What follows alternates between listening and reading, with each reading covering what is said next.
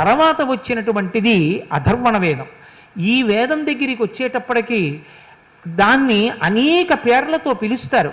ఆ ఒక్క వేదానికి భిషగ్వేదము అని ఒక పేరు. అసలు ఇవాళ వైద్య శాస్త్రంలో శరీర నిర్మాణం గురించి ఎంత గొప్పగా చెప్తారో అధర్వణ వేదంలో శరీర నిర్మాణం గురించి అంత గొప్పగా చెప్తారు. విదేశాలలో ఇవాళ మనుష్య శరీరానికి సంబంధించిన వైద్య శాస్త్రం అంత పరిణితి పొందడానికి కారణం ఇక్కడి నుంచి వేదభాగం అక్కడికి పట్టుకెళ్ళిపోవడమే అంటారు పెద్దలు. అధర్వణ వేదం ఏ రోగం ఎందుకు వస్తుంది, ఆ రోగం తొలగించడానికి ఏ ఔషధిని వాడాలి, అది ఏ మూలికలో దొరుకుతుంది, ఈ విషయాలన్నీ చెప్తుంది. అందుకే దానికి భిషగ్వేదం అని పేరు, దానికే బ్రహ్మవేదం అని పేరు. బ్రహ్మవేదం అన్న పేరు ఎందుకు వచ్చింది అంటే ఒక బ్రాహ్మణుడు యజ్ఞయాగాది క్రతువులు ఎలా చెయ్యాలి, ఏ మంత్రాన్ని ఎప్పుడు చదవాలి, ఎక్కడ ఎలా అగ్నిని వేల్చాలి, హవిస్సుని ఎలా ఇవ్వాలి, ఈ విషయాలన్నీ చెప్తుంది కాబట్టి బ్రహ్మవేదం అని పేరు. దానికే క్షత్రవేదం అని పేరు. ఒక సభ ఎలా ఏర్పాటు చేయాలి, రాజు తన యొక్క మంత్రిమండలి నుంచి ఎలా సలహాలు తీసుకోవాలి, ఎలా పరిపాలన చెయ్యాలి, ఎవరు మంత్రులుగా ఉండాలి, ఎవరు ఉండకూడదు, ఈ విషయాలన్నీ కూడా రాజధర్మాల్ని చెప్పింది కాబట్టి దానికి క్షత్రవేదము అని పేరు. ఇన్ని పేర్లతో ప్రకాశింపబడేటటువంటి అధర్వణ వేదానికి ఉన్న మరొక గొప్ప విషయం ఏంటంటే వృష్టి సూక్తము అని ఒక సూక్తం అందులోనే చెప్పబడింది. ఆ వృష్టి సూక్తాన్ని ఒకానొకప్పుడు ఆంధ్రదేశంలో విద్వాన్ విశ్వం గారు ఆంధ్ర భాషలోకి అనువదించారు కూడా. ఆ వృష్టి సూక్తాన్ని చదివితే ఇప్పటికీ కూడా దేవతలు ప్రసన్నులై వర్షాన్ని కురిపిస్తారు అంటారు. ఒకప్పుడు ఆంధ్రదేశంలో వర్షాలు పడకపోతే కామకోటి పీఠాధిపత్యం వహించిన చంద్రశేఖరేంద్ర సరస్వతి మహాస్వామి బ్రాహ్మణులందరికీ విజ్ఞప్తి చేశారు, సంధ్యావందనం చేసుకున్నాక ఎక్కడి వాళ్ళు అక్కడే వాళ్ళ ఇళ్లలో కూర్చుని వృష్టి సూక్తాలు చదవండి అని. ఆ వృష్టి సూక్తం చదివిన తర్వాత బ్రహ్మాండమైన వర్షాలు పడ్డాయి. వృష్టి సూక్తం అంత గొప్పగా ఉంటుంది. మెరుపులతో ఆ వాన ఎలా పడాలో, భూమి ఎలా పులకరించిపోవాలో, పాడి పంటలు ఎలా ఉండాలో అన్నిటినీ చెప్పి దేవతల్ని ప్రార్థన చేస్తుంది. అటువంటి వాటిని చెప్పి వైభవాన్ని పొందినటువంటిది అధర్వణ వేదం. వేదము యొక్క గొప్పతనం ఎక్కడుంది అంటే కేవలము లౌకికమైనటువంటి కోరికలను తీర్చుకోవడం మాత్రమే కాదు. వేదము యొక్క విశేషమైన శక్తి ఎక్కడుంటుంది అంటే 3 కారణముల చేత ఉంటుంది. ఒక్క నరజన్మకి మాత్రమే ఒక విశేషం ఉంది. ఏమిటి ఆ విశేషం అంటే మిగిలిన ప్రాణులకు కర్మాధికారం లేదు.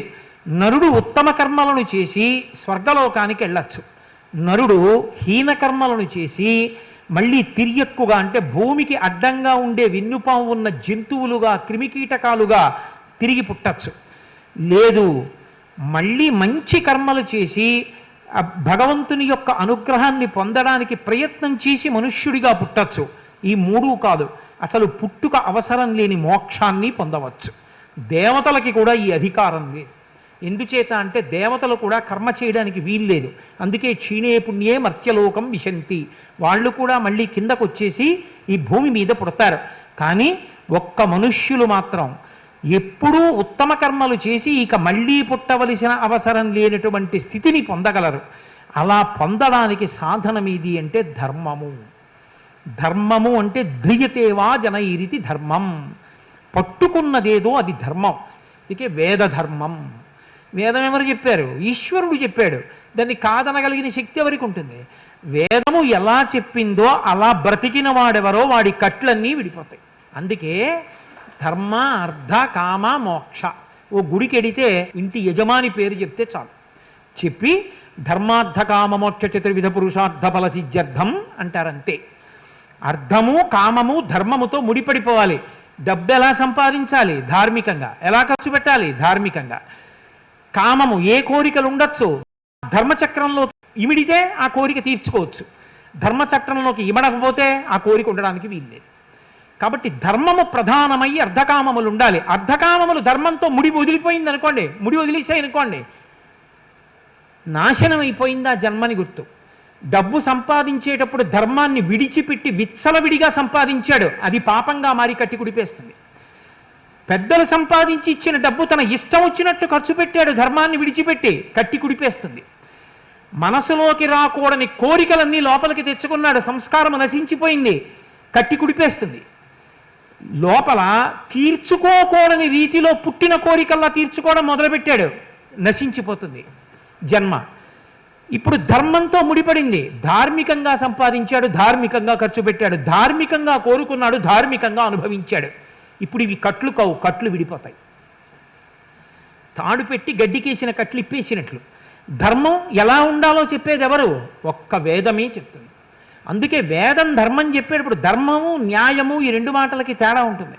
చాలామంది న్యాయము ధర్మము పర్యాయ పదాలు అనుకుంటారు. కాదు, న్యాయము వేరు, ధర్మము వేరు.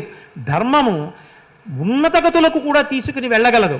న్యాయము అప్పటికొచ్చినటువంటి సమస్యని పరిష్కారం చెప్తుంది. కాబట్టి ధర్మము వాడేమవ్వాలి? స్వర్గలోకానికి వెళ్ళాలా, జన్మే లేకుండా పోవాలా అంటే ధర్మం ఒకటే. ఆ ధర్మమును వేదం ఒకటే చెప్తుంది. ఆ ధర్మం చెప్పేటప్పుడు వేదం ఏదో కొన్ని మాటలు, నీ దగ్గర ఉంటే 10 రూపాయలు ఇయ్యి, వాళ్ళకి అన్నం పెట్టు, అలా ఏం మాట్లాడదావు.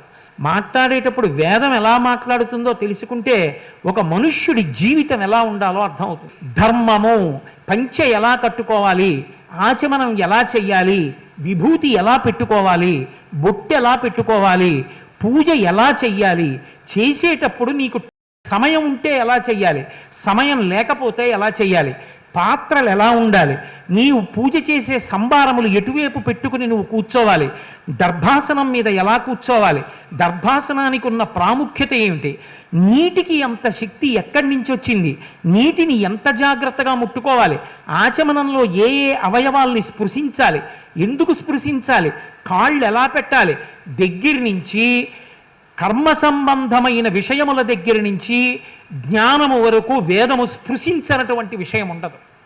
అందుకే వేదము తరించడానికి మార్గము, ధర్మము చెప్పేది వేదం ఒక్కటే. వేదమే ధర్మాన్ని చెప్తుంది. అందుకే శంకరాచార్యుల వారు అవతార పరిసమాప్తి చేసేస్తుంటే శిష్యులందరూ వెళ్ళారు. అయ్యా, మీరు ఎన్నో చెప్పారు, మాకెక్కడ జ్ఞాపకం ఉంటాయి, తేలికగా అనుష్ఠించడానికి చెప్పండి అన్నారు. వేదో నిత్యమదీయతాం తదుదితం కర్మస్వనుష్ఠీయతాం. రోజు వేదం చదవండి, వేదం చెప్పినది వినండి, వేదం ఎలా చెప్పిందో అలా చెయ్యండి, దాని వలన మీరు అభ్యున్నతిని పొందుతారు. చాలామంది ఒక మాట అనుకుంటారు, వేదం కరడుగా ఉంటుంది, మనం పాటించలేమనుకుంటారు. కానీ మీరు జాగ్రత్తగా చదవండి, వేదం అన్ని భూమికల యందున్న వారి గురించి మాట్లాడుతుంది. వేదము చెప్పినది ధర్మము. ఆ ధర్మాన్ని పట్టుకున్నవాడు ఆ యుగంలో కాదు, ఏ యుగానికి దైవంగా మిగిలిపోతాడు. రాముడు త్రేతాయుగంలో పుట్టాడు, నరుడిగా పుట్టాడు, ఒక తల్లి తండ్రి కడుపున పుట్టాడు, యోని సంభవుడు. ఒక గురువు దగ్గర నేర్చుకున్నాడు, కష్టసుఖాలు పడ్డాడు, సీత కనపడకపోతే ఏడ్చాడు, గుండెలు బాదుకున్నాడు, నేల మీద పొర్లాడాడు. ఒక మనుష్యుడిగా ప్రవర్తించినటువంటి రాముడు 16 గుణముల చేత ధర్మాన్ని పట్టుకుని కోన్వస్మిన్ సంప్రదం లోకే గుణవాంకస్య వీర్యవాన్ ధర్మజ్ఞస్య కృతజ్ఞస్య సత్యవాక్యో దృఢవ్రతః చారిత్రేణ చ కోయుక్తః సర్వభూతేషు కోహితః విద్వాన్ కః కస్సమర్థస్య కస్యైక ప్రియదర్శనః ఆత్మవాన్ కో జితక్రోధో ద్యుతిమాన్ కో ననసూయకః కస్య బిభ్యతి దేవాశ్చ జాతరోషస్య సంయుగే అని ఎక్కడ ఎప్పుడు ఏ ధర్మాన్ని పాటించాలో అది పాటించాడు. అందుకే రామాయణము వేదోపబృంహణమైంది. వేదం ఏం చెప్పిందో దాన్నే రాముడు పాటిస్తాడు. అందుకే రాశీభూతమైన ధర్మమే రాముడు. రామో విగ్రహవాన్ ధర్మ. ఈ మాట ఋషులం లేదు, మారీచుడు అన్నాడు, ఒక రాక్షసుడు అన్నాడు. రామాయణం చదువుకుంటే ధర్మం ఎలా ఉంటుందో, ఎలా ప్రవర్తించాలో అర్థం అవుతుంది. కాబట్టి ఆ ధర్మాన్ని పట్టుకుంటే ఉన్న కట్లు విడిపోతాయి, విడిపోయి పరమేశ్వరుడికి దగ్గర అయిపోతాడు. ఏముందండి, తాడు బట్టుకు ఇలా తిప్పితే కట్టాను, ఇలా తిప్పితే విప్పాను, ఇలా తిప్పుతుంది వేదం. కట్లు విడిపోతాయి, విడిపోయి పరమేశ్వరుడికి దగ్గర అయిపోతాడు. ఏదో బట్ట రంగు మార్చుకుని సన్యాసం తీసుకోక్కర్లేదు, సన్యాసులే తరిస్తారనుకుంటున్నారేమో, అంతకన్నా అబద్ధం ఇంకోట్లేదు. అసలు మీరు వాంగ్మయం అంతా పరిశీలించండి, సన్యాసుల కన్నా తరించిన వారు సంసారులే. ఋషులను తీసుకోండి, త్యాగరాజస్వామిని తీసుకోండి, అన్నమాచార్య స్వామి వారిని తీసుకోండి, శ్యామశాస్త్రి గారిని తీసుకోండి, ఎవరిని తీసుకోండి, సంసారులే. వాళ్ళందరూ తరించలా? ధర్మాన్ని పట్టుకుంటే చాలు, వాడు తరిస్తాడు. ఆ ధర్మము వేదప్రోక్తం. వేదం నువ్వు చదివి ఉండకపోతే చదివించుకుని వినాలి, అది రాకపోతే రామాయణం చదువుకోవాలి. అందుకే ధర్మమునకు ఉండవలసినది ఏమిటో తెలుసా? నమ్మకం ఒక్కటే. నమ్మకము లేనివాడు ధర్మాన్ని పాటించలేడు. ధర్మము అంటే రాముడే, ఆ ధర్మమును చెప్పేది వేదమే. అందుకే వేదం నాకు రాదు, రామాయణం చదువుకో. ప్రతిరోజు రామాయణంలో ఒక శ్లోకం చదువుకో, విశ్వాసంతో నిలబడు. ధర్మస్వామభిరక్షతు. ఆ వేదము ధర్మాన్ని తెలియచేస్తుంది. ఆ ధర్మాన్ని పట్టుకున్నవాడు దేవత కావచ్చు, మోక్షాన్ని పొందొచ్చు, ఉత్తర జన్మలలో మళ్ళీ మనుష్యుడు కావచ్చు. భగవద్గీతలో చెప్పినట్టు చిన్నతనంలోనే ఆ భక్తి జ్ఞాన వైరాగ్యములను పొంది ఈశ్వరుడి అనుగ్రహం కలిగితే ఎందుకు కలగవు? అమరేంద్రాదుల కొల్చు భంగిజను లబ్జాక్షు సేవించగా విమల జ్ఞాన విరక్తి ముక్తిన సగున్ వేయేల భూనాథ తత్కమలాధీచు కథా సుధారస నదీ కల్లోలమాలా పరిభ్రమమెవ్వానికినైనా కర్ణయుగళీ పర్వంబు కాకుండునే అంటాడు శుకబ్రహ్మ. అటువంటి భగవంతుని యందు విశ్వాసమును పొంది ధార్మికంగా జీవించగలిగిన లక్షణం అబ్బి మళ్ళీ పుట్టవలసిన అవసరం కూడా లేనటువంటి స్థితిని పొందగలడు ఎప్పుడు వేద ధర్మమును పాటించిన.